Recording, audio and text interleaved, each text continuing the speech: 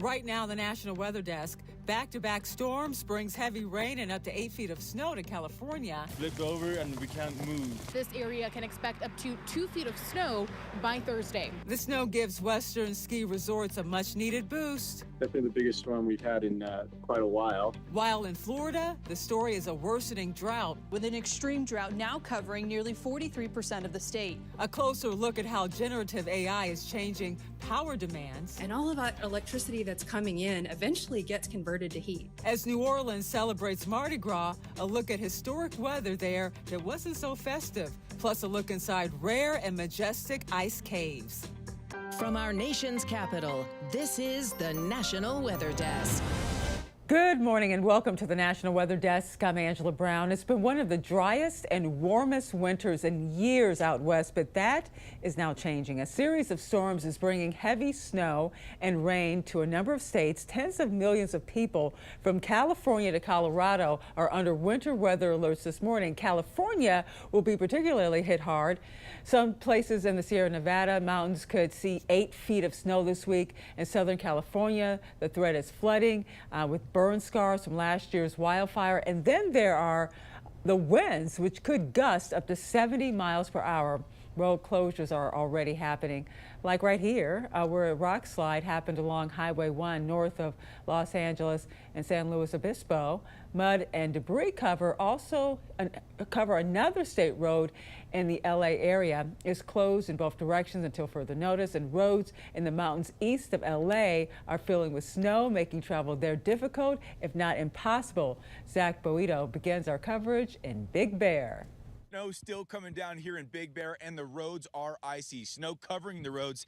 Take a look. If you are driving through here, it's easy to get stuck if you don't have chains or cables on your tires. Take a look at this video that we took from on our way up here. A bunch of people getting stuck. Highway 18 or Big Bear Boulevard at this point is covered in snow. The road conditions really started to change between the 3,000 and 4,000 elevation level just before Running Springs. Caltrans has chain controls in effect for the 330 and the 18 for this exact reason. Those rear-wheel drive or front-wheel drive vehicles cannot make it with how icy and snowy the roads are up here right now.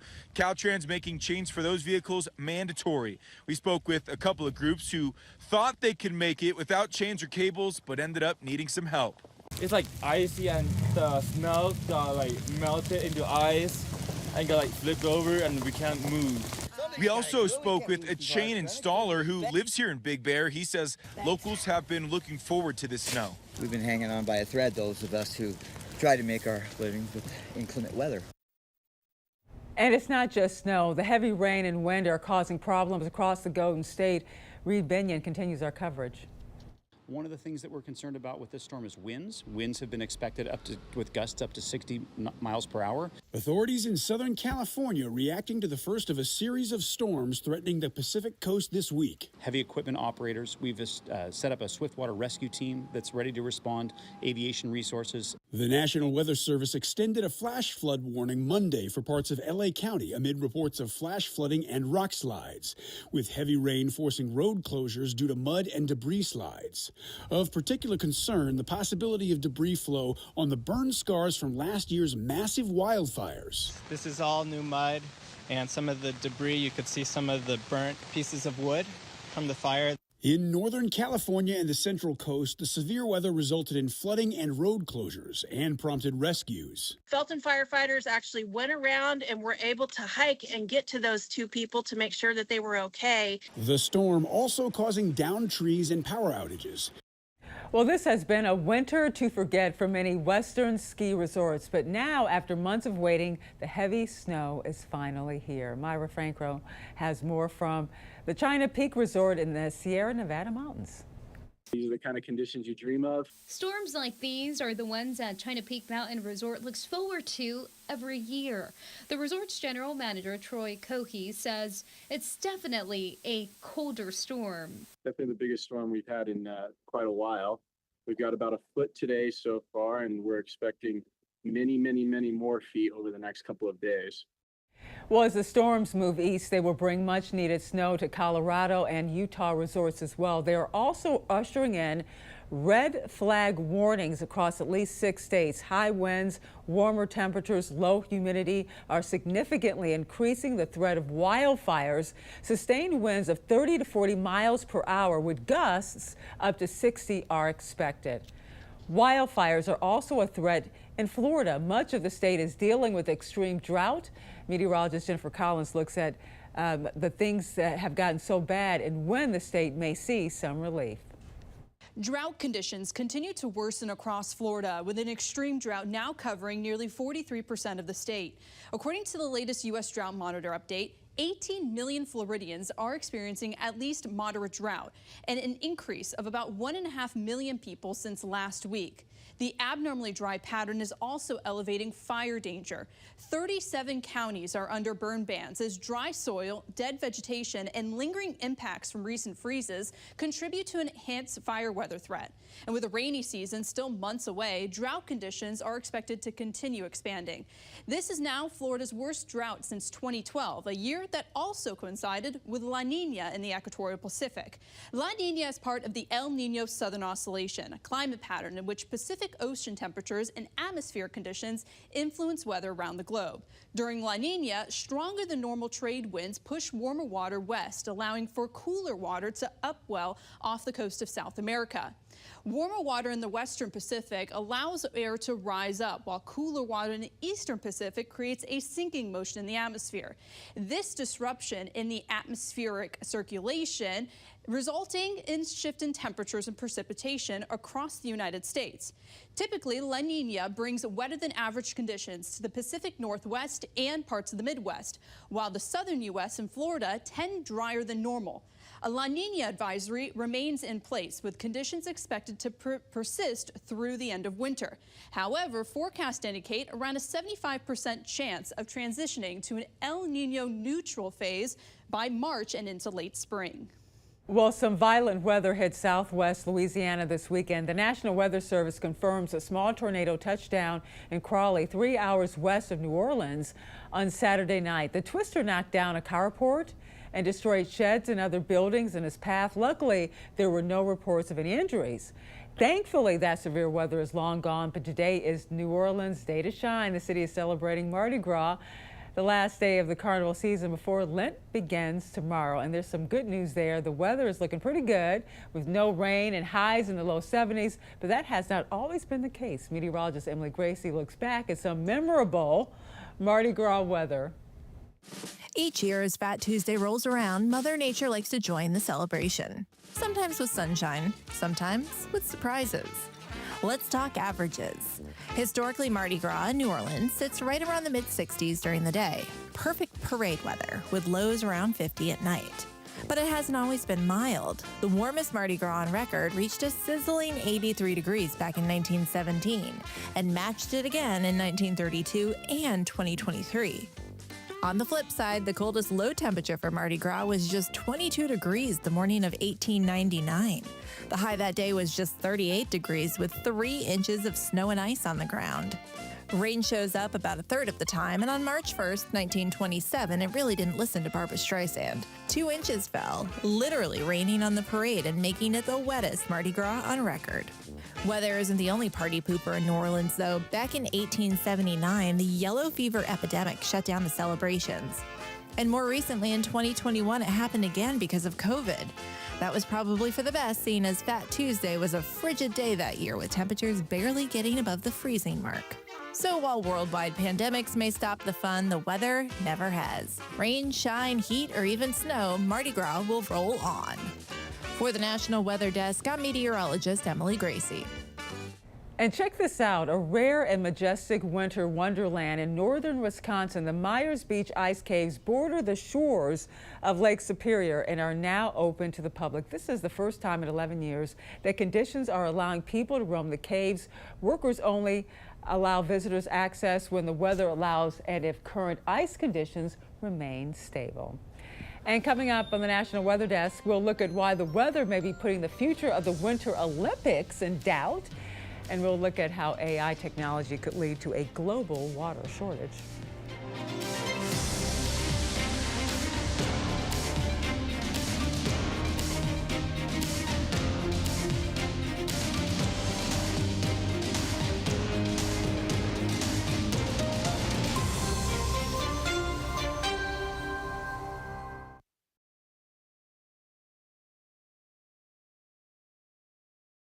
I'm meteorologist Ryan Munn. Let's get a look at the Northeast. We head through the day on Tuesday. A couple snow showers up towards northern New England as we head through the morning hours. Otherwise, mainly dry throughout much of the Northeast. Cloudy skies expected. Temperatures in the 30s and lower 40s throughout much of the day. And then for the day on Wednesday, clouds will continue to increase. We're looking at some rain in the southern part of New England throughout the day on Wednesday. And then, yes, some snow on the northern fringe of that as we head into the afternoon and evening. High temperatures today in the 30s and low 40s. I'm Chief Meteorologist Gerard Bailey. Here's a look at the Mid-Atlantic region. Looking dry for Tuesday. We'll see it partly sunny for most of the area, so occasional clouds, but otherwise it's looking a little cloudier going into Wednesday. With a disturbance moving by, it looks like the best chances of rain will be mostly to the north through parts of Pennsylvania. Down south, it's just a stray shower or two, and temperatures will still have a chance to be much milder. 50s at least for your Tuesday, middle to upper 50s, even 60s likely in parts of Virginia on Wednesday. Hi, meteorologist Jennifer Collins with a look at your southeast forecast. A cool afternoon for portions of the Carolinas in the 60s for your Tuesday. Mild conditions across the rest of the southeast in the upper 60s and low 70s. Slightly warmer across central and south Florida in the upper 70s and low 80s. A dry weather pattern will continue through the middle of the week as high pressure remains in control over the southeast. This leaves a clear sky with a few passing clouds there across the Mississippi River Valley and into the Carolinas by Wednesday morning. Mostly sunny across South Florida through Wednesday afternoon.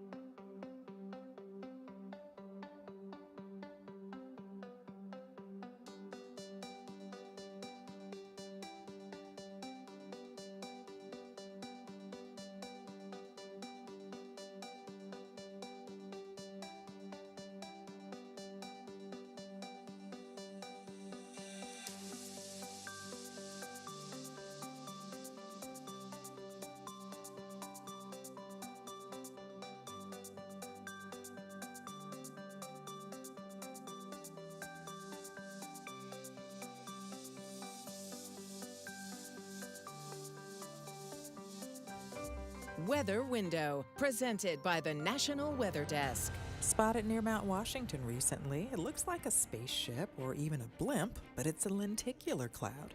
Now to a couple of ice formations, the first in the shape of a marooned boat in Bristol, Rhode Island, and frigid temperatures transformed this lake fountain into an ice volcano.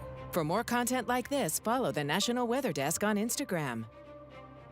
Heavy snowfall and poor visibility led Olympic organizers to postpone several events today. This was the second straight day poor weather disrupted the games in the Italian Alps. The events were scheduled for tomorrow when the forecast is looking better. Temperatures should be in the mid-50s in Milan. Any snow that falls during the day in the mountains should be light, with heavier snow possible after dark.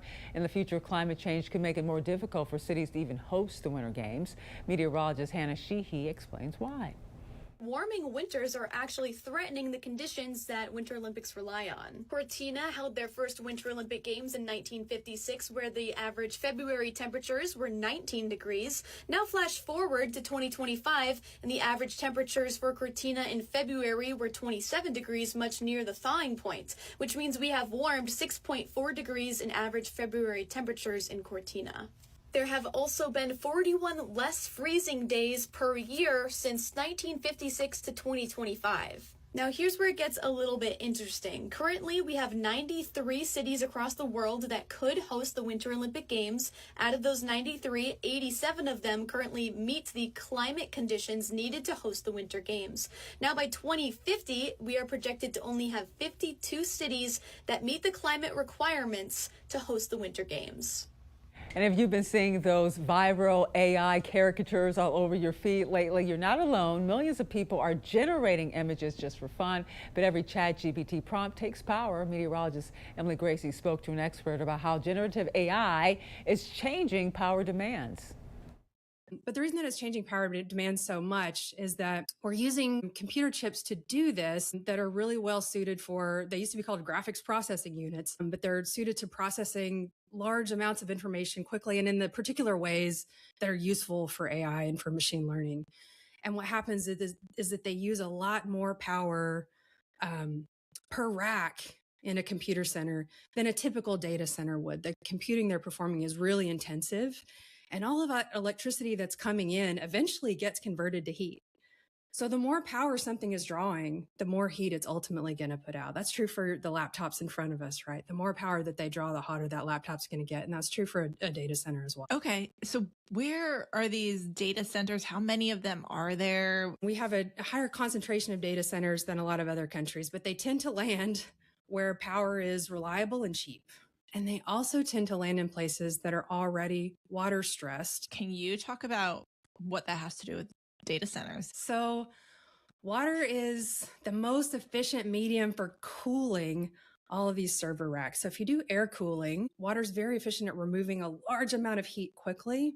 And a lot of that's done by what's called evaporative cooling. So if you've ever driven by a power plant and seen a cooling tower, it looks like clouds are coming out. So it's a really energy efficient way to get rid of heat. And there's also some indirect water use because a lot of our power generation is using water. So a lot of our power plants are either cooled by a river, once through running over them, a lot of them cooled by evaporative cooling from a power plant. So using power itself also drives water use somewhere else. And if you're in a system like the Colorado River system, which is already having a lot of demands on that water, both for buildings, industry, agriculture, now you've got power plants that are trying to serve data centers, and you've got data centers themselves that are using water on site. And to hear the full conversation about generative AI's water and carbon footprint and what more thoughtful use could look like, listen to this week's episode of our podcast, Off the Radar. It's available now anywhere you listen to your podcasts.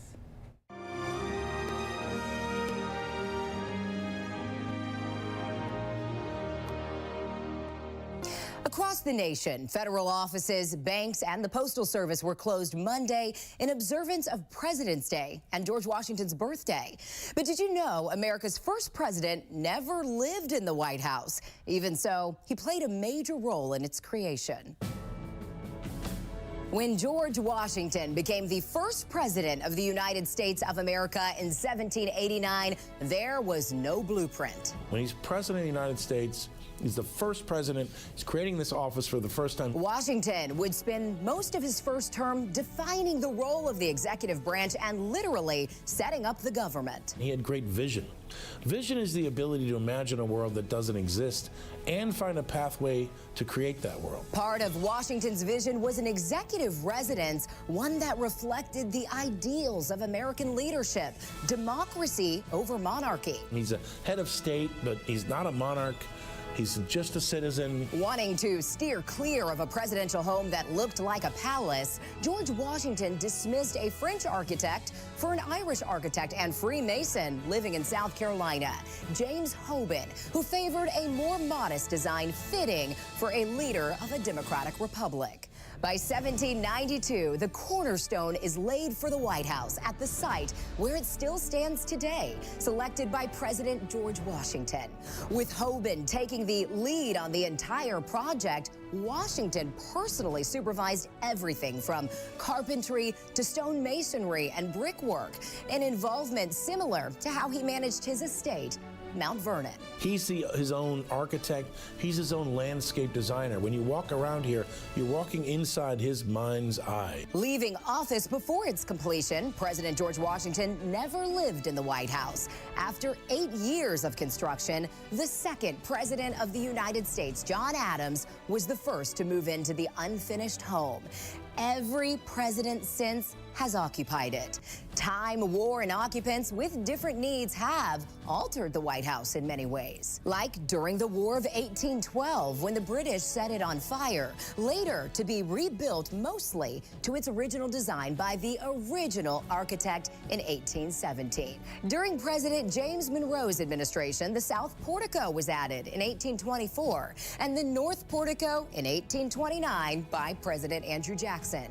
By 1901, President Theodore Roosevelt officially gave the White House its current name. And by 1902, he built the West Wing. Finally, Roosevelt's successor, President William Howard Taft, added the first Oval Office.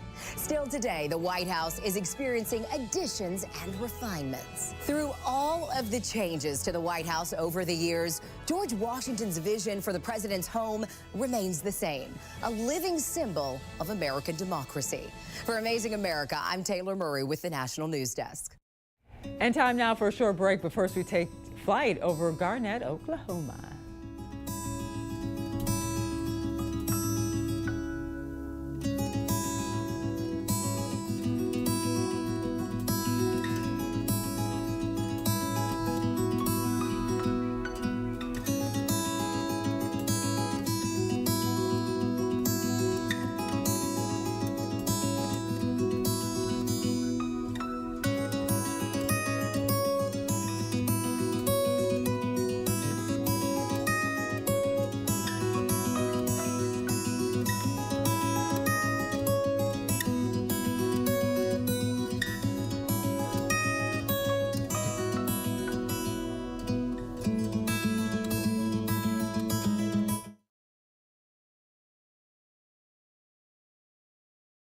Well, a very good Tuesday morning, everyone. I'm meteorologist Andrew Buckmichael. Got a little bit of light rain, maybe a little wintry mix to the far north part of the Midwest today, but otherwise a lot of 60s and 50s, got some 40s there closer to the Great Lakes and Wichita, trying to get to 71 today.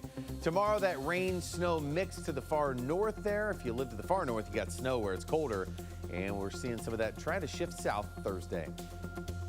Well, a good Tuesday morning to you. I'm meteorologist Chris Huchan. Look at our forecast across the region, starting off with milder temperatures and some patchy clouds and a few spots of fog. The afternoon, really a pretty quiet weather day, a little warmer, a little bit more humid in some cases as well, with a mix of clouds and sunshine.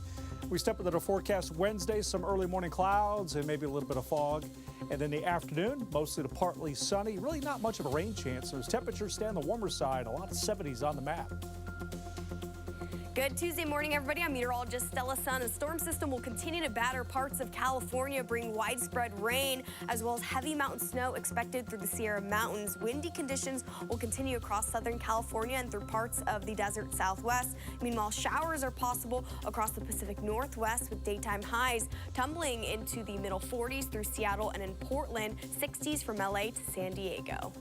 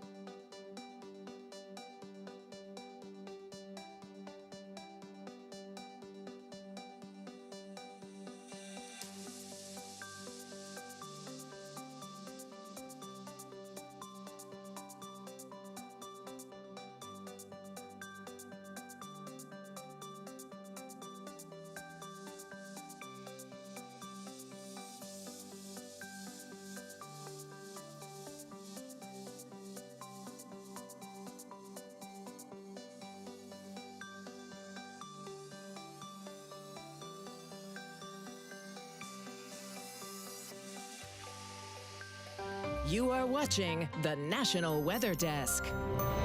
A foggy windshield is common in the winter months, but it can be a real danger on the road. Meteorologist Joy Bettenhausen took to Instagram to share a hack for keeping your windshield spotless and fog-free all year long. Hey guys, meteorologist Joy Bettenhausen here. Are you guys sick of foggy windows in the winter season? I know I am. Well, I've got this simple little trick with a sock and a secret ingredient we're going to show you about that maybe will help you see a little bit clearer during this season. Luckily, I have a cat at home, but if you don't, just pick up a little thing of litter. And yes, we are going to put litter in this sock.